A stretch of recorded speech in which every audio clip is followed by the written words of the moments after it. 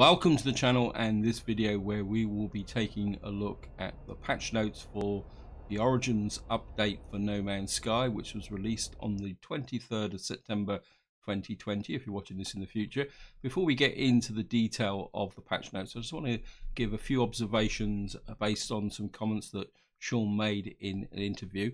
He has confirmed that this will be the largest update that Hello Games will release for No Man's Sky in this year. But he was also hinted at that there'll be a couple of other small updates before the end of the year, which would be quite interesting. Now, the other thing he talked about was the fact that they wanted to effectively introduce a lot of new aspects to the game, but without actually disturbing the existing gameplay. So as we go through these patch notes, you'll be aware that there's going to be new biomes. And if that triggers memories of previous updates when there was a complete galactic reset, well, it seems Hello Games have managed to avoid this by introducing new planets. But having said that, be aware that some of the changes, especially some of the environmental changes and the creature changes, will have some impact on the existing planets. So your base won't be completely reset, but you may find that the weather system might have changed slightly. And one thing I have noticed by a little bit of gameplay is that if you go into the discoveries page and check your creatures, you will see that any creatures that you previously scanned now are no longer listed, and I think they are now treated as extinct, although what extinct means I'm not too sure. Let's move on now and start looking at the patch notes. You can see it's the update is called Origins, but more importantly it says introducing update 3.0, and I think this emphasizes the importance of this update because in some ways it is a game changer, but at the same time the familiar No Man's Sky we all know and love is still there. So they haven't restructured the game to the point where it's a totally new game. And I actually like the fact that Hello Games have been able to do this, that they've introduced a lot of new change, but the underlying basic gameplay remains the same. The reason I'm saying basic is there are a couple of changes which are going to significantly change the way you play the game, especially if you're like me who likes to travel and explore and visit new galaxies. But I will talk about that when we actually get there. It says update 3 Origins dramatically expands the universe of No Man's Skies, explore a strange and richer, more varied universe with deeper planetary diversity, dramatic new terrain, a host of new creatures, new weather conditions, colossal buildings, and much more. Our journey continues. And I think the our journey continues emphasizes the way that Hello Games is actually expanding the game. So let's just move on. So here we are, new planets. It says existing solar systems have birthed new planets, creating millions of untouched new worlds to explore. And this is how Hello Games have managed to be able to introduce lots of new planets and new features without actually resetting the whole galaxy, so that people with established bases can still have a familiar environment around them. But I must admit, looking at the pictures, this is all pretty epic. So we're moving on now, binary and ternary stars. Now, I've played a little bit and I haven't yet to find one of these. I think this will introduce a really interesting visual effect into the game. The one question I do have is, does these new binary ternary stars change the spectral ratings of systems with respect to blue and red and planets, or whether these will have a separate classification? That's something to find out as we go forward. So we've got dramatic landscapes. These new worlds have vast sweeping terrain. These mountains and vistas are a colossal new scale, giving shape to more dramatic and inspiring scenery than before. Whilst flora and fauna and atmospheric conditions have changed throughout the universe, existing worlds will retain their old character, allowing players to remain undisturbed. So that again emphasizes this fact that we have not reset the galaxy. I have visited a couple of my bases and they do look familiar, but if you look carefully you can see some subtle changes. So moving on again, we've got a nice picture of a gek with a sandworm in the background. More about that later on. Now this is quite interesting because they have refreshed the interface, all levels, and that starts from the initial start screen, which is up now, where you've got a choice of player, multiplayer, and the way you actually start the game, right down to a lot of the detail. But I think the important thing is that they've been able to revamp the interface, but at the same time, if you're an experienced player, the information is still there. It's just presented in a far more crisper and concise way. But what I will suggest is that if you start actually scanning creatures now, pay attention to, and you get a lot more information on there. The same with the discoveries page here. There's a lot more information about the system, which is going to be quite useful. So now moving down, richer diversity. A new life has been breathed into every planet in the universe. A huge range of never before seen planetary flora and curiosities have been poured into the galaxy. Countless strange new combinations are out there awaiting discovery. Again, I think this is quite interesting, and I think by making this change, Hello Games are actually playing to one of the stronger elements of the game, which is exploration. If you want to go out and land on planets and explore and see interesting new things, this is going to really improve the experience overall. I must admit, I haven't seen much in the way of new flora so far. And moving on, we've now got alien fauna. Discover strange new species of fauna with alien wildlife can be encountered roaming the terrain, rolling around it, and even burrowing through it. And it may be harvested for edible produce. And I think this leads into some changes to recipes as well, which is in the more detailed patch notes at the end. But some of the creatures do look quite interesting. As I say, so far I haven't met that many, but there are some flying creatures around with look like a bit like beetles. Again, a lovely picture here of one of the new big features of the game, which is volcanoes. Again, we're going to talk a little bit more about that later on. Cloud and weather variety. Cloud rendering quality has been significantly improved with a range of clouds to cover been expanded, creating a variety of more clear skies and overcast planets. I think you can really see the difference there, can't you? With the way that the cloud comes in. Cloud coverage and cloud color now varies over time, and the clouds seen from space have now match the current atmospheric conditions on the planet. Another big change, I'm really looking forward to taking a look at that as we go out and explore the planets. Now, marshes, this is an example of some of the more subtle changes to biomes that can affect an existing planet. There's a number of fertile waters that form swamps and marshes, thick with mist and luminous growth. So as far as I can gather, that this could crop up on an existing planet. And as it says here, it's the more fertile paradise-type planets that are liable to gain marshes. Now, whether there's going to be any hazards to encounter in these marshes is something to be discovered. Now, moving down, it says we've got increased color variety. I'm not going to talk much about that because the game has gone through a number of color shifts over the various releases. I think what Hello Games is actually doing is moving back a little bit towards the more vivid color patterns of the earlier releases, which in some ways I'm welcome because I've noticed that some planets now have started to have a slightly bland, uniform look. So I'm looking forward to exploring that. Improved teleporters. The teleporter interface has been improved. The UI is now consistent with the space anomaly and now offers more information about the target planet and system to warp to. And I think this is a vast improvement. The only one comment I will make about it is that when you're selecting space stations and even bases, the one piece of information that's missing from my perspective is it doesn't tell you which galaxy these are in. Beyond that, no complaints. Moving down, photo mode. I must admit I haven't really looked at photo mode, but photo mode has been quite substantially overworked. I'm really looking forward to taking a good look at that. Now moving down, we've got colossal archive buildings. Enormous buildings have risen on planetary horizons, creating new hubs of alien life. These huge vaults are repositories of data treasures and directions of long forgotten ruins. So there's a lot more to these than just big cool new features to explore.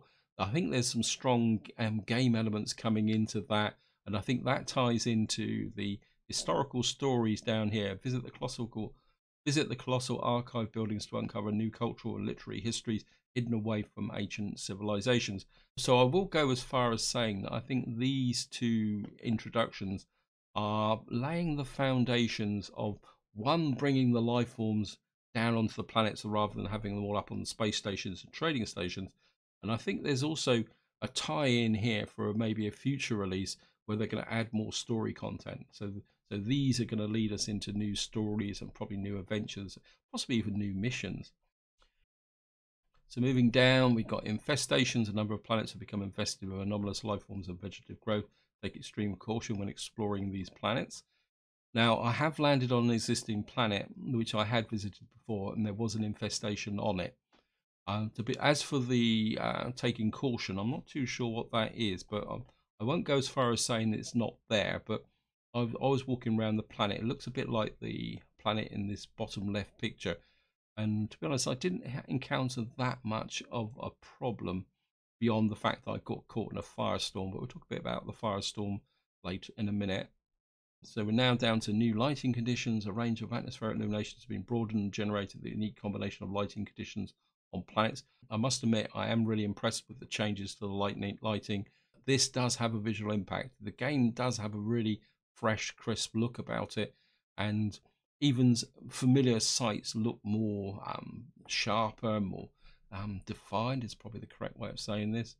We've got anomalous buildings, and abandoned and ancient settlements can be discovered on dead anomalous planets, increasing the range of planet availability for missions and exploration. Again, I think this ties into this here, that this is an anchor for a future storyline, and I think this also gives you incentive to explore planets that up until now have been fairly empty, because you can see I think this is a crystal planet here. I think having these buildings on the planet, maybe they've got a bit more risk or something different in them, will make the reason to explore these planets more, rather than just dropping down, grabbing the life form and then moving on again. I mean, this is quite a spectacular picture. I do like this, and it does give a sense of the atmosphere that's now in the game, and I think it also fits in quite well with the music.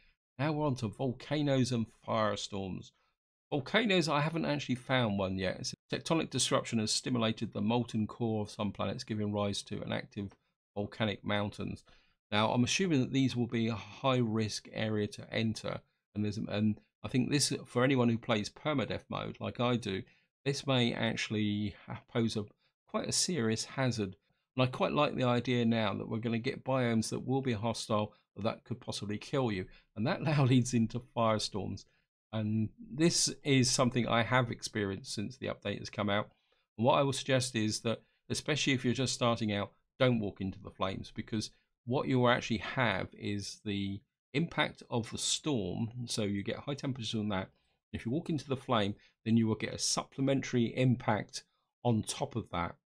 And I walked into it, and of course, because I've had a fully upgraded environmental protection for heat, I was able to get through it with just, as you could say, being singed. But if you're just starting out, if you see a firestorm, it's time to take cover. It says storm gameplay effects. Advancements in exosuit and multi-tool technologies enable beneficial effects from storms. Blizzards allow you to mine longer with cooled mining beams, sprint further in toxic storms with the assistance of exotic gas processing technology, benefit from increased jetpack efficiency in superheated atmosphere, and mine additional substances during the times of high radioactivity.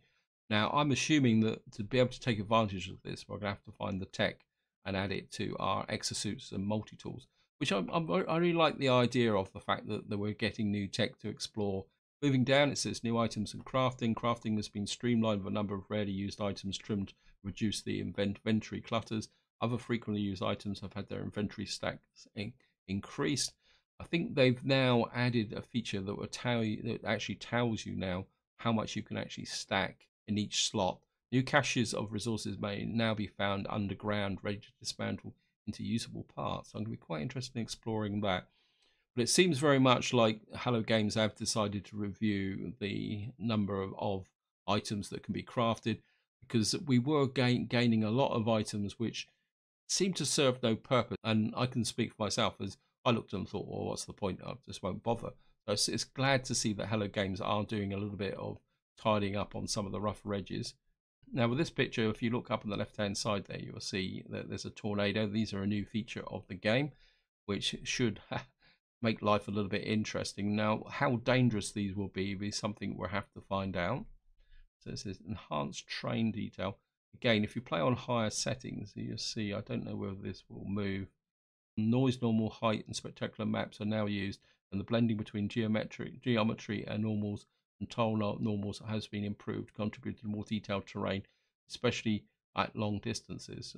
Well, we'll just have to see how that goes.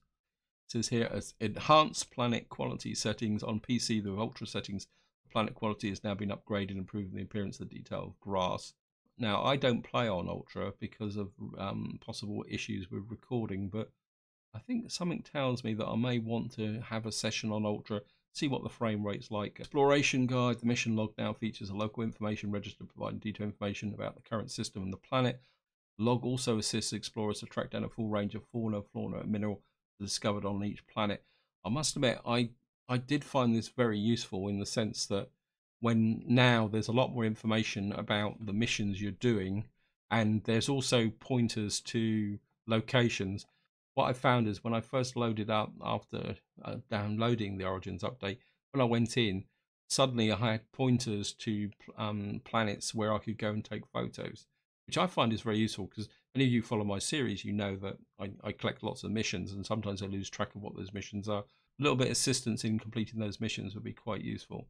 So we're now coming down to what I feel is probably one of the biggest changes to gameplay in this entire update. Sean Murray barely mentioned this, and I've watched a couple of other reviews of these patch notes, and the commentators skipped right over it. And it says here, portal interference lifted. Travelers may now slip through portals and explore their destination free with no portal interference. An infinite universe now becomes accessible. Now, what I'm going to do is I'm going to go right down to the actual patch notes at the bottom because I want to emphasize this. So it's buried right down here. It says portal interference. Portal interference for conventional portals has been removed. Players may explore freely. After going through a portal, the return portal will remain active until you leave the planet. Your previous system, and this is the one, your previous system is added to the list of available destinations at the space station teleporter. From my perspective, trying to get to the center of the galaxy, this is a major game changer because I haven't tested this yet, but what I'm getting the impression is that we can go back to doing what we used to do before. We'll be able to go through a portal, effectively take off and go up to the space station and go to the teleporter and go back. And more importantly, it means we'll also be able to travel forward. Now, this has several implications for the way the game will be played, because if anybody who plays the game and wants to get to a community interface, one of the problems has always been getting there. And what I'm thinking now is that, say, a community can post a portal address, and if anyone wants to travel there and stay there, they will be able to use the portal to get to that community hub, leave, and then effectively stay there, build a base, call their freighter. Now, I do need to test this, but if any of you want to have a go at this, feel free to chuck it in the comments, because this is, as far as I can tell, a real game changer, and I am really looking forward to seeing if what I'm assuming is correct. The way I'm thinking is that if I can sort out portal addresses that take me center of the galaxy, instead of moving to the galaxy at 4,000 light years, a jump through a black hole, you could jump 100,000 light years to the center of the galaxy if you could work out the portal addresses. Especially if you're a new player and you do want to move forward, there are websites and locations where people post the portal addresses that allow you to travel. So that, to me, is a really big game changer. And I'm really looking forward to exploring that. Let's just get back up to where we were. So moving on, let's just get down to here. I'm going to try and speed up a little bit because this video is getting a bit long. This is another one of the planetary hazards. We've got meteors. It says meteorites can be observed crashing through the atmosphere of planets. Witness brilliant meteor showers, lone shooting stars streaking across the sky, but be careful not to get too close. With my luck, I'm liable to get hit. Gravitational anomalies. Anomalous planets can exhibit sudden gravitational shifts, allowing dramatic flights through low gravity environments. I have actually hit one of these, and it is a little bit strange, but if you've played on the planets which have low gravity already, it has that effect where you can suddenly hit these patches. Of course, we've got the tornadoes here. It says here, powerful tornadoes can now spiral across planets during the strongest storms, scooping up unfortunate fauna and explorers across their path. How dangerous these are going to be is to be seen. Of course, we've got lightning. Storms now split over the sky with powerful lightning bolts. Enjoy the spectacle, but avoid getting struck. I'm going to say with my luck, I'll probably get struck. Here we've got a picture that shows some of the new flying creatures here. They look a bit like beasts. Planetary NPC encounters. Black market traders piloting their ships across the planet will sometimes land on the planetary surface. Explorers can now approach these dealers and browse for the selection of contraband technology upgrades. I'm going to be very interested to see what the contraband technology upgrades are going to be and what effect they're going to do. And there's a little bit of an aside down the bottom. The space station scrap dealer will now exchange plugged in for their own selection of black market goods. So it does make me wonder whether Hello Games are starting to introduce a slightly darker side to the game. and I'm going to be quite interested to see how that develops over the time. I'm not holding out a lot for this update, but I've got a feeling this is a hook for future development. And so we've got discovery menu improvements, and one of the big features here is the fact we've now got a filter for the different types of systems. It does the various stellar class systems, blue, red, green, and yellow, and it does the various life forms like Vakeen, Korvax, and Gek. But I say one thing I would like to have seen added to that is actually to be able to filter by galaxy. And then moving down, it says other improvements include more detailed information about creatures. This is a lot more detailed and it is a lot more useful, and I actually quite like the pictures. Now, this is another interesting one, and if any of you follow my series, you'll be aware that I've been going on about finding an S-Class multi-tool with 24 slots. Well, now they've actually introduced the thing that I've been asking for some time. You'll now be able to upgrade your multi-tool. This is the old edge of a multi-tool terminal up in the space station. And what you'll be able to do is you can either add extra slots and also upgrade your class of your multi-tool. And I think it hints here also that you'll be able to find some slots at random locations. How we find those slots, I don't know. I'm sure somebody will work it out. I have taken a look at this, and what I will say is you get the standard menu drop down, and it says, do you want to upgrade the slot? Do you want to upgrade the class? There is no confirmation. So so don't just click on it to see, oh, I wonder what's going to happen, because I think the slot upgrade is 40 million and the class upgrade is 25,000 nanites. So don't click on it by accident and spend it, although what I did was I just went back and reloaded the game. There's another picture of the insect life, and it's so we're now moving on to insect life. Discover giant beetles scuttling across the planets and buzzing through the skies as with huge soft-winged butterflies fluttering. They have certainly changed the characteristics of fauna.